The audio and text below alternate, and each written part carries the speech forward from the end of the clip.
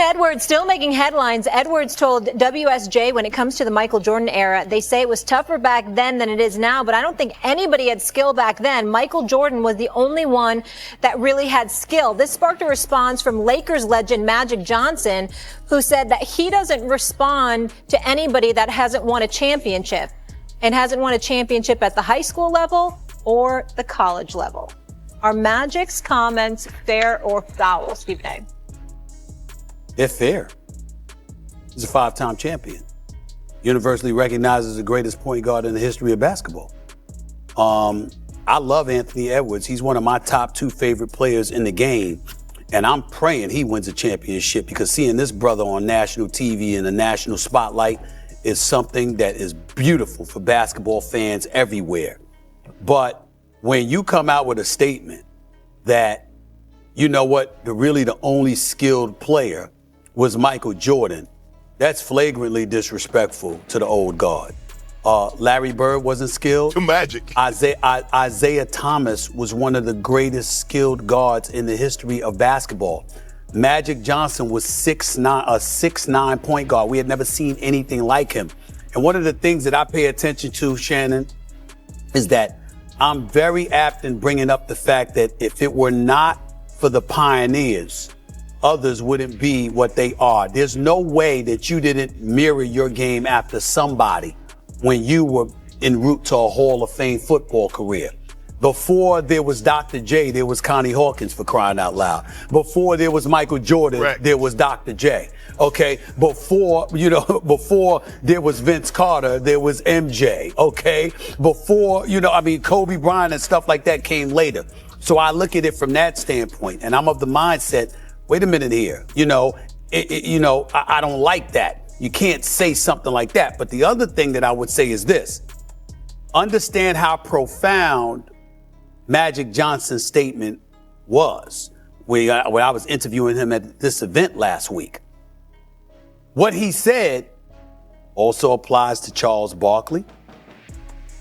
It applies to the Patrick Ewings of the world. It applies to a Sean Kemp of the world, or a Paul, even today, the Paul Georges of the world, the Russell Westbrooks of the world, and the James Hardens of the world, and various others. So Magic didn't sit up there and just say, today's generation. He said anybody who's played but hasn't won a title don't get my attention as to who I was or who anybody was that actually won championships. You know what I'm saying? In terms of measuring our skill level, because he's highlighting there's far more that goes into it than what the human eye just sees on the basketball court. Stephen A., I've known Magic Johnson 30 years, not as well as you know it. Right. I was shocked with the veracity in which he said what he said. Because normally Magic is a lot more diplomatic. He's a lot more PC. Yep. Now, behind the scenes, it's a whole different argument. But he's a lot more diplomatic, Steve. Right. He's a lot more diplomatic. For him to take that tone in the harshness in which he said it lets me know he was highly agitated by what Ant said. Now, Stephen A., it's hard for me to sit here, and as we were talking about with D.O. just a minute ago, evolution happens. These guys, they have better training, they have better nutrition, and they have the advent of having saw what those guys did and studied those guys. It's hard for me to believe that the inventions today are not better than some of the inventions we had 30 years ago. That just happens. Do I believe the players as a whole, there are more skilled players that can do multiple things? Akeem Olajuwon was highly skilled. Mm-hmm. I'm not so sure that we've seen a big man that can dominate both ends of the court like he could. The man did a quadruple double. They took one quadruple double away, said it was faulty. He went back and got another one 2 days later. So that just shows you the skill level. Yes, Bird was skilled. Magic was highly skilled. Yes. But as a whole, Stephen A., it would be hard pressed for you to say, having covered the game as long as you have, to say that there are not more skilled players, guys that can shoot, dribble, and do multiple things today than they were 20, 30 years ago. It's just not true. because the guys have gotten better. The guys have practiced more. The guys have coached better. Their nutrition is better. Guys work out harder. The training, yes. But for Ant-Man to say that Mike was the only skilled player, and when you had Isaiah, you had Bird, and you had Olajuwon, nah, bro, it was a lot of skilled players. And by the way, and the great players will always be great. By the way, Mark Aguirre was skilled. Adrian Dantley was skilled. Yeah. Okay. Let's be very, very clear about it. Charles Barkley is one of the greatest forwards in the history of basketball. We can knock him for not winning to ever lead the rebounding. But that's right. I mean, Sean Kemp, that wasn't skill. You understand what I'm saying? I mean, Gary Payton, that wasn't skill. I mean, think about this. Listen, I go back to Mark Price, for crying out loud, out of Georgia Tech, that was playing in Cleveland all of those years. That brother wasn't skilled. Allen Houston wasn't skilled. Larry Johnson wasn't skilled. Ewing wasn't skilled. I mean, wait a minute now. I mean, there was a whole bunch of ballers. There was a whole bunch of cats that were playing that were very skilled. The skill level might have elevated now, but would you have known what to be, Ant-Man, if it were not for the pioneers that had paved the way, that had given you a visual of what you could be? That's where it emanates from, and that's what we got to remember. I'll just remind everyone, he started with the quote saying that I never saw any of these guys play. So, I mean, it's kind of much ado about nothing when you think of it. Well, just because you don't say, but see, that's why you shouldn't say that. Because you didn't see them play. So that's what I'm saying. He kind of contradicted himself. They actually work. Exactly. Before he continued with the statement, if you saw the entirety of the quote. Right.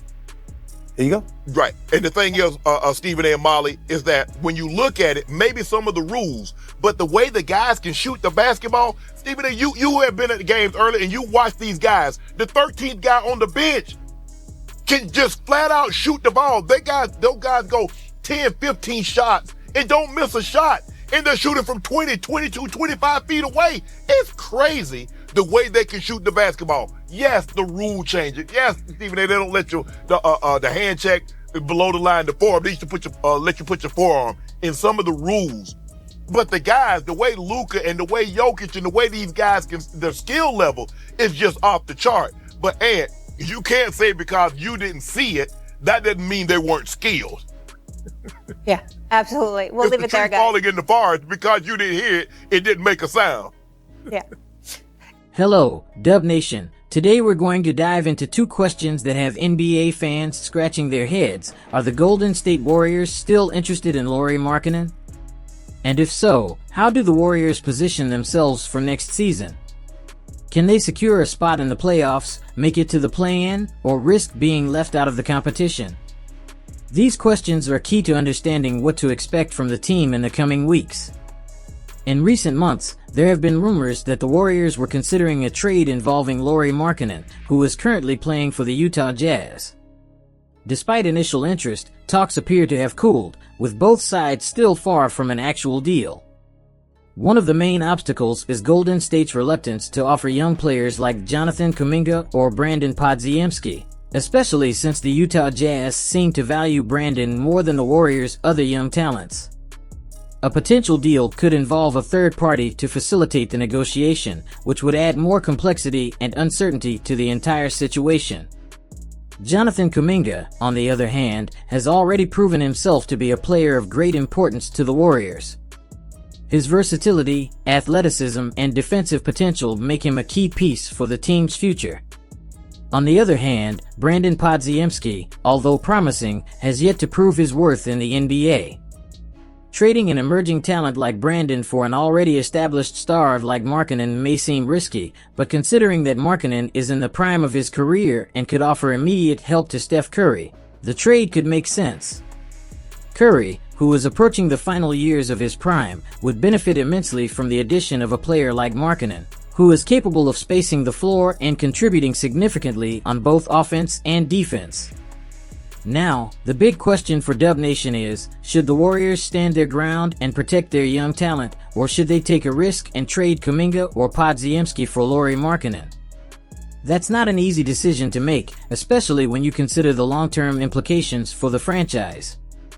Bleacher Report recently proposed a hypothetical trade scenario involving Markkanen that would involve 3 teams and multiple moving pieces.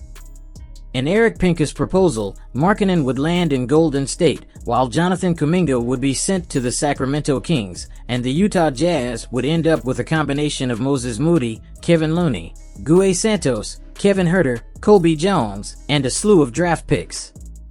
This type of multifaceted trade could be the most viable path for the Warriors, but it would also require all parties involved to be willing to compromise in certain areas. Interestingly, Golden State reportedly appears more willing to trade Jonathan Kuminga than Brandon Podziemski, in part because Kuminga will become more financially burdensome sooner. This raises a crucial question about the Warriors' timeline and how they intend to manage their resources. Utah, for example, may not be willing to make the financial commitment that would come with a Kuminga extension, making the situation even more complex. In this context, a three-team trade model may actually be the most practical solution, allowing all sides to achieve their goals. Alongside these discussions, ESPN has been releasing its daily NBA predictions for the upcoming season, raising another crucial question: where do the Warriors stand? Will they be a playoff team, will they fight for the play-in, or will they fall out of the running? To answer that, we need to look at the top teams in the West. The Oklahoma City Thunder, Minnesota Timberwolves, Dallas Mavericks, Denver Nuggets, Phoenix Suns, and Sacramento Kings are among the favorites to clinch a playoff spot.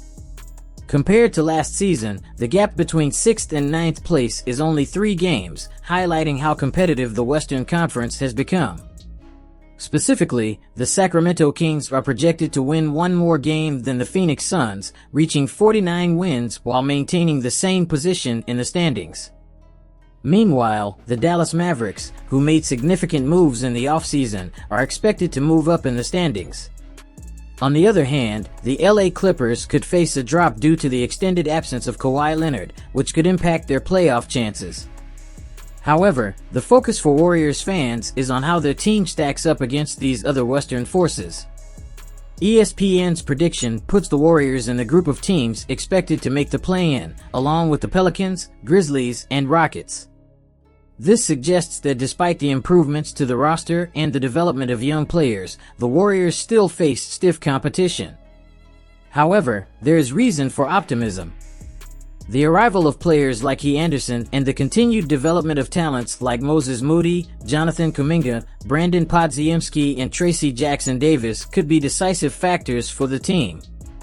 Additionally, if Draymond Green can avoid suspensions and Andrew Wiggins returns to his all-star level, the Warriors have the potential to surprise. Of course, we can't forget Stephen Curry, who continues to play at an MVP level despite his 36 years. With Curry leading the team, the Warriors always have a chance to make the playoffs. My preseason predictions call for a 49-31 record, which would put the team tied with the Suns for either 5th or 6th place, depending on the tiebreakers. However, to achieve that result, every player will need to be at their best. If ESPN's projection holds true and the Warriors finish in 8th place, they would face the Pelicans in the current play-in format. The winner of that matchup would clinch a playoff spot as the 7th seed, while the loser would get a second chance against the winner of the game between the 9th and 10th seeds.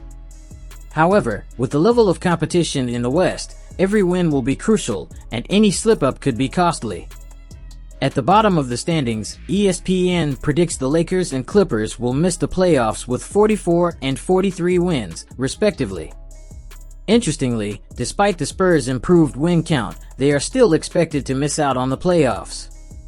The Utah Jazz, with 26 projected wins, and the Portland Trail Blazers, with 22, are expected to occupy the last positions. This scenario highlights how the West has become a true battle, where each game can determine the fate of the teams. Before we wrap up, don't forget to subscribe to the channel to continue following everything about your favorite team. We are producing new content almost every day to keep you updated. Stay tuned for more updates and don't forget to leave your opinion in the comments. Like the video and turn on notifications so you don't miss any news. Thank you for following NBA News on TV. A big hug and see you next time.